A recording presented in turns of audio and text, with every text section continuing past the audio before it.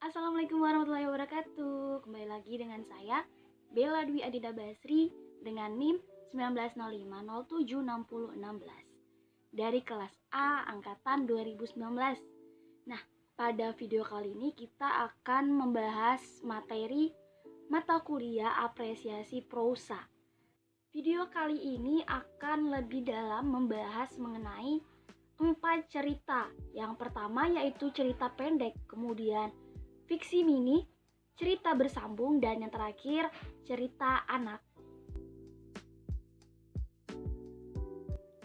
Kita masuk ke pembahasan yang pertama yaitu cerita pendek atau yang diakronimkan menjadi cerpen. Ialah suatu bentuk prosa naratif fiktif. Cerpen mengandalkan teknik-teknik sastra seperti tokoh, plot, tema, bahasa, dan insight secara lebih luas. Cerpen juga berasal dari anekdot sebab menggunakan situasi singkat yang dengan cepat tiba pada tujuannya. Ciri cerpen terbagi menjadi 6. Yang pertama, alurnya lebih sederhana. Tokohnya hanya sedikit. Kemudian latar dilukiskan sesaat dan dalam lingkup yang relatif terbatas. Lalu yang keempat terdiri atas 3 halaman sampai 10 halaman. Lalu yang kelima hanya ada 1 plot atau alur.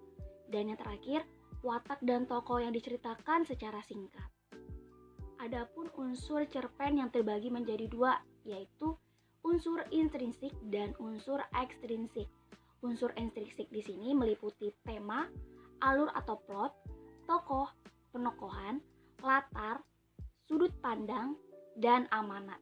Dan unsur ekstrinsiknya meliputi latar belakang kehidupan sang pengarang atau kondisi zaman saat karya sastra itu diciptakan, atau juga latar belakang kehidupan pengarang dan juga fungsi dari cerpen tersebut. Pembahasan kedua yaitu fiksi mini. Fiksi mini merupakan karya fiksi yang disingkat, sedikit dan pendek, berupa cerita rekaan atau hayalan. Adapun ciri-ciri fiksi mini. Pertama, ceritanya singkat, bahkan lebih singkat dari cerita pendek. Kemudian jumlah kata berkisar antara 250 sampai 1000 kata. Lalu bersifat imajinatif, memiliki pemilihan kata yang tidak bertele-tele. Lalu ada tips untuk membuat fiksi mini. Yang pertama, menentukan tema melalui ide-ide menarik dari pengalaman maupun imajinasi yang terlintas di pikiran. Kedua, fokus pada inti cerita. Dan yang ketiga, mulai menulis. Lalu yang terakhir, untuk menyempurnakan fiksi mini kita perlu mengadakan editing, yaitu edit dan memperbaiki kalimat yang salah dan tidak diperlukan. Pembahasan yang ketiga yaitu cerita bersambung atau yang diakronimkan menjadi cerbung. Merupakan cerita rekaan yang dimuat sebagian demi sebagian secara beruntut-runtut. Nah, cerita bersambung biasanya lebih memiliki tema dan karakter tokoh yang lebih beragam.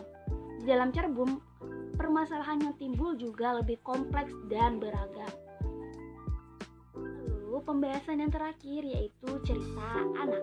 Cerita anak ialah karya sastra yang ditulis guna sebagai bacaan untuk anak, yang mana isinya sesuai dengan tingkat perkembangan intelektual serta emosi anak. Cerita anak bisa digunakan sebagai hiburan maupun untuk memberi anak pendidikan moral.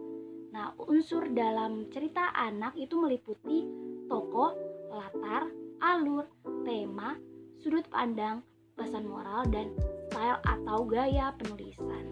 Kemudian jenis dan contoh cerita anak terbagi menjadi 4. Yang pertama, cerita jenaka, yaitu cerita yang menghibur dan membuat pendengarnya tertawa, seperti The Child and His Mother karya Stephen.